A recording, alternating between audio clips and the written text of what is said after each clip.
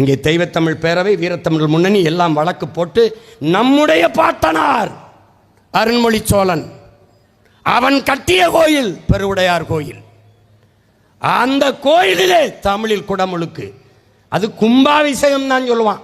குடமுழுக்குன்றோ நன்னீராட்டோன்றோ நல்ல தமிழில் சொல்ல மாட்டான். எழுதி வைத்துக்கொள் முருகா, எழுதி வைத்துக்கொள். இன்றைக்கு குடமுழுக்கு தண்ணீராட்டு தமிழிலே வேண்டுமென்று போராடி கொண்டிருக்கிற பிள்ளைகள் ஒரு நாள் சமஸ்கிருதத்திலும் ஓத விடுங்கள் என்று நீங்கள் போராடுகிற நிலைமையை நாங்கள் உருவாக்கவில்லை என்றால் பார்த்துக்கிட்டே இருக்கு. எதற்காக நீங்கள் கோயிலில் சமஸ்கிருதத்தை சொல்லு எனக்கு புரியக்கூடாது. அதை தவிர வேற நோக்கம் இருக்கா? என் இறைக்கும் புரியக்கூடாது. அதை தவிர வேற நோக்கம் ஏதாவது இருக்கா? மொழி வழியே தான் தேசிய இனங்கள் நிலங்கள்.